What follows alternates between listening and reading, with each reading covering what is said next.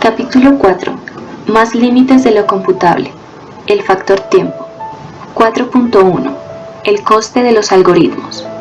Imagine que es usted el dueño de una editora de periódicos y que debe surtir de periódicos todas las mañanas a una serie de puntos de venta. Para centrar ideas, supongamos que hay 20 puntos de venta distribuidos por toda la ciudad y que usted conoce con precisión el tiempo que se tarda en ir de uno cualquiera de ellos a cualquier otro por el camino más corto. Ahora está interesado en conocer una ruta que permita a una furgoneta visitar todos ellos y volver al punto de partida en el menor tiempo posible. Obviamente, se trata de un problema computable porque hay un número finito de rutas posibles.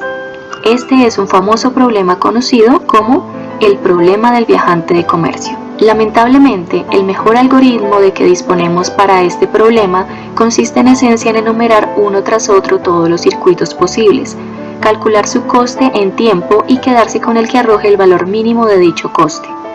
Veamos cuántos circuitos hay. Contando la base de partida, se trata de recorrer 21 puntos. El número de rutas posibles, sabiendo que la base de partida es fija, es de tantas como el número de permutaciones de 20 objetos, es decir, el factorial de 20, denotado en matemáticas como 20 signo de exclamación final. Esta cantidad se obtiene mediante el producto 20 factorial igual a 1 por 2 por 3 y así sucesivamente por 19 por 20. Si el lector hace este cálculo, verá que obtiene la no despreciable cantidad de 2,43 por 10 elevado a la 18 rutas posibles. Supongamos que nuestro computador emplea 100 microsegundos en construir y evaluar cada una de las rutas, cantidad bastante realista, dado que ha de consultar el coste de 21 distancias entre dos puntos y hacer una suma de 21 números. El tiempo total del algoritmo vendrá dado por el siguiente producto: 2,43 por 10 elevado a la 18 por 10 elevado a la menos 4 igual a 2,43 por 10 elevado a la 14 segundos. Teniendo en cuenta que un año consta de 3,15 por 10 elevado a la 7 segundos, concluimos que el algoritmo necesita 2,43 por 10 elevado a la 14 dividido en 3,15 por 10 elevado a la 7 igual a 7,71 millones de años. Supongamos ahora que compramos un computador de ultísima generación con coprocesador matemático, tecnología móvil, acceso a internet, regrabadora de DVD y demás características que la publicidad se encarga de resaltar todos los días. Con él conseguimos dividir por 100 el tiempo de proceso, de forma que ahora cada ruta puede ser evaluada en tan solo un microsegundo. Rehaciendo los cálculos, llegamos a la desesperante conclusión de que todavía serían necesarios más de 77.000 años. Mientras estamos sumergidos en estas reflexiones, nos anuncian la apertura de 5 nuevos puntos de venta, de forma que ahora el número de puntos a visitar es 26 en lugar de 21. Un sencillo cálculo nos dice que el número de rutas posibles es ahora 25 factorial, igual a 25 por 24 por 23 por 22 por 21 por 20 factorial, igual a 6,38 por 10 elevado a la 6 por 2,43 por 10 elevado a la 18, igual a 1,55 por 10 elevado a la 25 rutas. Aún contando con el computador más rápido de los dos, ahora necesitaríamos 1,19 por 10 elevado a la 11 años, es decir, unas 10 veces el tiempo transcurrido desde la gran explosión. Resumiendo, no solo el tiempo para un ejemplar relativamente modesto de 21 puntos es inaceptable, sino que cada punto adicional multiplica el tiempo anterior por un factor del orden del número de puntos que ya teníamos. Con esa tasa de crecimiento, cualquier mejora en un factor de 100 o de 1000 en la velocidad del computador sería rápidamente absorbida, aumentando tan solo en 2 o 3 puntos el tamaño del problema. La moraleja de esta historia es que no basta con tener un algoritmo para resolver un problema, sino que es necesario contar con un buen algoritmo. Ello plantea inmediatamente la cuestión de definir qué entendemos por buenos y malos algoritmos. Y si tenemos varios algoritmos para resolver un mismo problema, ¿cómo determinar cuál de ellos es el mejor? Por ejemplo, imaginemos que una compañía telefónica que atiende a 1 millón de abonados de una misma ciudad decide publicar los nombres y teléfonos de dichos abonados por orden de suscripción. Así, es probable que después de un García aparezca un Verdejo y un poco más abajo un Alonso. ¿Cuántos nombres deberemos investigar, en el caso peor, para encontrar el teléfono de un amigo? Pues exactamente 1 millón. ¿Qué sería la situación en la que nuestro amigo no aparece en la lista? En general, Si n es el número de elementos de una lista no ordenada, el algoritmo que busca un elemento en ella tarda un tiempo proporcional a n en el peor caso. Estos algoritmos se dicen de coste lineal. Si más adelante, y como parece más adecuado, la compañía publica una lista por orden alfabético del primer apellido, ¿cuántos nombres deberemos investigar en el peor caso? Si damos el problema a un computador y dado que éste no conoce la cantidad de apellidos de cada letra, lo más probable es que fuera el punto medio de la lista y comparase el nombre buscado con el que allí se encuentra. Si el apellido buscado es anterior a dicho nombre, descartará la segunda mitad de la lista y repetirá el procedimiento con la primera mitad. Si es mayor, hará lo contrario. Aproximadamente, este es nuestro comportamiento inconsciente cuando buscamos en una guía telefónica o en un diccionario. Cada nombre investigado hará que en la lista en curso se reduzca a la mitad de nombres que la anterior. ¿Cuántas veces podemos repetir este proceso hasta quedarnos con una lista vacía? La respuesta es el logaritmo en base 2 de n, denotado log subíndice 2 por n. El logaritmo de un número crece muy despacio, aunque el número crezca muy rápidamente. Por ejemplo, logaritmo en base 2 de 1000 es aproximadamente 10. Recordemos la igualdad 2 elevado a la 10 igual a 1024. Pero logaritmo en base 2 de 1.000.000 es del orden de 20. Así pues, en la segunda guía telefónica necesitaríamos investigar un máximo de 20 nombres. Estos algoritmos se denominan de coste logarítmico y claramente son mucho más eficientes que los de coste lineal. La técnica que se utilizaba en los primeros años de la programación para comparar la eficiencia de distintos algoritmos consistía en ejecutarlos para datos diferentes y medir el tiempo consumido. Dado que las máquinas eran dispares y que el tiempo de ejecución depende no solo del tamaño, sino también del contenido de los datos, resultaba muy difícil comparar tales resultados y, por consiguiente, asegurar la mayor o menor eficiencia de un algoritmo con respecto a otro. Por ejemplo, hay ciertos algoritmos de ordenación que son muy rápidos cuando los datos de entrada están casi ordenados, pero muy lentos si están ordenados en orden inverso. El primer estudio serio sobre la eficiencia de los algoritmos se lo debemos a Daniel Goldberg del MIT. En 1952 realizó un análisis matemático del número de comparaciones necesarias en el mejor y en el peor caso de 5 algoritmos distintos de ordenación. La tesis doctoral de Howard B. Demuth de la Universidad de Stanford estableció en 1956 las bases de lo que hoy llamamos análisis de la complejidad de los algoritmos. Durante el resto de la década de los 50 y la de los 60, Michael Rabin, Donald Knuth, Juris Harmanis, Stephen Cook, Leonid Levin, John Hopcroft y Jeff Ullman, entre otros, perfeccionaron dicho análisis, introduciendo un lenguaje matemático propio para referirse al coste de los algoritmos. Las ideas esenciales de este análisis son las siguientes. Dado un algoritmo a analizar, lo primero que hay que decidir es si se desea un estudio del caso mejor, del caso peor o del caso promedio del algoritmo. El análisis más frecuente y el más sencillo es el del caso peor. Además, encontrar una cota superior para este caso equivale a encontrarla para todos los casos. Algunas veces el caso peor de un algoritmo es muy infrecuente y en la mayoría de los casos se comporta mucho mejor que lo predicho para el caso peor. Entonces se utiliza el análisis del caso promedio, más ajustado pero mucho más complejo matemáticamente. Después se decide cuál es el parámetro n que va a medir el tamaño del problema. En el caso del problema del viajante, n es el número de vértices del grafo. En el caso de la guía telefónica, n será el número de nombres. Para cada problema habrá que determinar qué significa dicha n. Finalmente, se estudia la función de dependencia f de n entre el tamaño n del problema y el número de pasos elementales del algoritmo. El objetivo es clasificar dicha función en una determinada clase de complejidad. Para ello se ignoran las constantes multiplicativas y aditivas y se desprecian los sumandos de menor orden.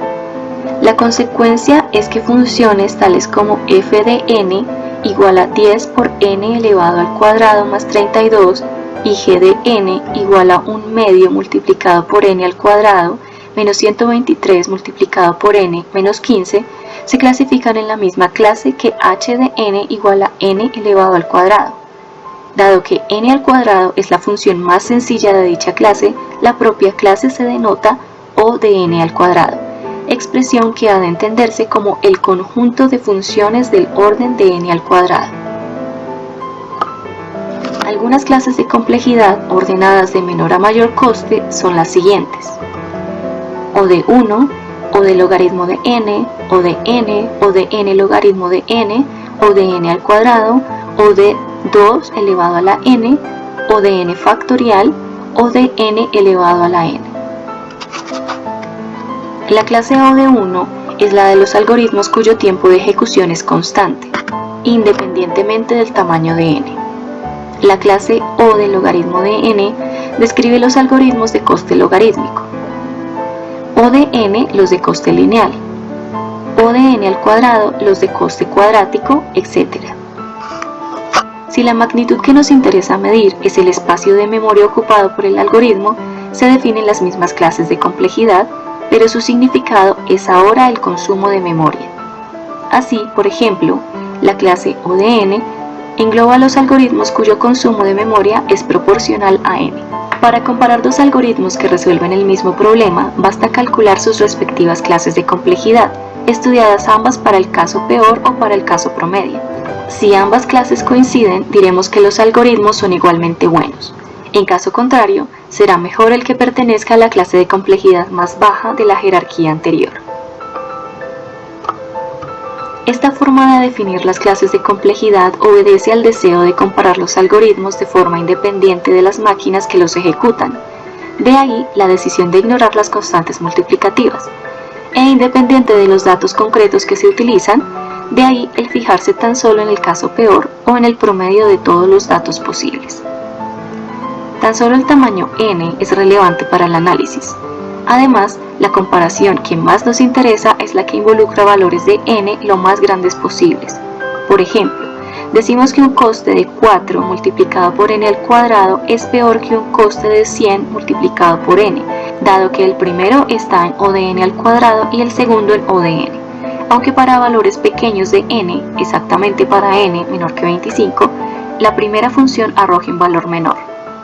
En cambio, para valores de n mayores, la primera función sobrepasa rápidamente a la segunda. Por la misma razón, no es necesario precisar más el concepto de paso elemental del algoritmo. Puede ser una instrucción máquina o un conjunto de ellas de tamaño fijo. Considerar una u otra opción tan solo cambiaría la constante multiplicativa de la función de coste, pero nunca la clase de complejidad.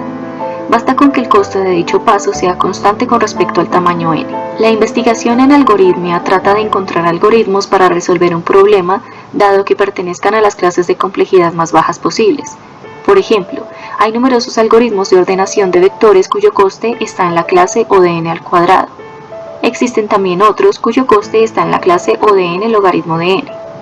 Claramente los segundos son preferibles a los primeros. Compárese por ejemplo los valores de estas dos funciones para n igual a 1000. En el primer caso, el número de pasos del algoritmo sería proporcional a 1.000.000, mientras que en el segundo sería tan solo proporcional a 10.000. Los algoritmos cuyo coste está a lo sumo en la clase O de n elevado a la k, para cualquier constante k, se dicen polinomiales, y los problemas que resuelven se clasifican de tratables. Los algoritmos de coste superior se dicen superpolinomiales, o, merced a un cierto abuso del lenguaje, exponenciales. Si el mejor algoritmo posible para un problema es superpolinomial, se dice que el problema es intratable. La razón de estos calificativos hay que buscarla en la diferente velocidad de crecimiento de unas y otras funciones a medida que aumentamos n. En el cuadro 4.1 se han especificado los valores de algunas de estas funciones para diferentes valores de n. Cuadro 4.1. Tasa de crecimiento de algunas funciones de coste. Para la función de n logaritmo de n con n igual a 10, la tasa de crecimiento es de 3,32 por 10. Con n igual a 100, la tasa de crecimiento es 6,64 por 10 elevado al cuadrado. Con n igual a 200, la tasa de crecimiento es 1,53 por 10 elevado al cubo. Con n igual a 300, la tasa de crecimiento es igual a 2,47 por 10 elevado al cubo. Para la función n elevado al cuadrado, con n igual a 10, la tasa de crecimiento es de 10 elevado al cuadrado. Con n igual a 100, la tasa de crecimiento es 10 elevado a la 4. Con n igual a 200, la tasa de crecimiento es 4 por 10 elevado a la 4. con n igual a 300 la tasa de crecimiento es 9 por 10 elevado a la 4. Para la función n al cubo, con n igual a 10 la tasa de crecimiento es 10 elevado al cuadrado. Con n igual a 100 la tasa de crecimiento es 10 elevado a la 6. Con n igual a 200 la tasa de crecimiento es 8 por 10 elevado a la 6. Con n igual a 300 la tasa de crecimiento es 27 por 10 elevado a la 6. Para la función 2 elevado a la n, con n igual a 10, la tasa de crecimiento es mayor de 10 elevado al cubo. Con n igual a 100, la tasa de crecimiento es mayor que 10 elevado a la 30. Con n igual a 200, la tasa de crecimiento es mayor de 10 elevado a la 60. Con n igual a 300, la tasa de crecimiento es mayor que 10 elevado a la 90. Para la función n factorial con n igual a 10, la tasa de crecimiento es mayor de 10 elevado a la 7. Con n igual a 100, la tasa de crecimiento es mayor que 10 elevado a la 161. Con n igual a 200, la tasa de crecimiento es mayor que 10 elevado a la 356. Con n igual a 300, la tasa de crecimiento es mayor que 10 elevado a la 623. Para la función n elevado a la n, con n igual a 10, la tasa de crecimiento es de 10 elevado a la 10. Con n igual a 100, la tasa de crecimiento es igual a 10 elevado a la 200. Con n igual a 200, la tasa de crecimiento es mayor que 10 elevado a la 460. Con n igual a 300, la tasa de crecimiento es mayor que 10 elevado a la 744. Supongamos ahora que las funciones describen exactamente el número de pasos elementales de un algoritmo y que el paso elemental cuesta tan solo un nanosegundo. Un nanosegundo igual a 10 elevado a la menos 9 segundos. Pues bien, si convertimos la edad del universo, 14.000 millones de años, en nanosegundos, obtenemos un número del orden de 10 elevado a la 26 nanosegundos. Se observa que los algoritmos que hemos llamado superpolinomiales alcanzan esa no despreciable cantidad de tiempo para tamaños del problema muy modestos, de n menores que 100. El menos costoso de ellos, 2 elevado a la n, necesita más de un día de cálculo para valores de n superiores a 46. Un día consta aproximadamente de 10 elevado a la 14 nanosegundos. Ello significa que tales algoritmos son totalmente inútiles para cualquier propósito práctico. En sentido contrario, el más costoso de los algoritmos polinomiales, considerados en el cuadro 4,1, n igual a 3, resuelve un ejemplar de tamaño n igual a 300 en 27 milésimas de segundo. Si el tamaño se incrementa hasta n igual a 1000, el tiempo aumenta hasta un segundo. Solo para tamaños superiores a 10.000, para el cual el tiempo necesario es de 17 minutos, empieza a notarse el crecimiento cúbico del tiempo. En la práctica son muy infrecuentes los algoritmos polinomiales con complejidad superior a O de n a la 5. La algoritmia se ocupa fundamentalmente de encontrar algoritmos polinomiales para los problemas computables. Dentro de los polinomiales, las clases más codiciadas son, por ese orden, O de 1, O de logaritmo de n, O de n y O de n logaritmo de n. La primera no es posible para la gran mayoría de los problemas porque, dada la naturaleza de los mismos, por ejemplo búsquedas, recorridos, etc., el tiempo ha de crecer necesariamente con el número n de objetos considerados. La segunda incluye algoritmos excepcionalmente buenos cuyo tiempo crece muy despacio. Muchos algoritmos de búsqueda en estructuras de datos tienen ese coste.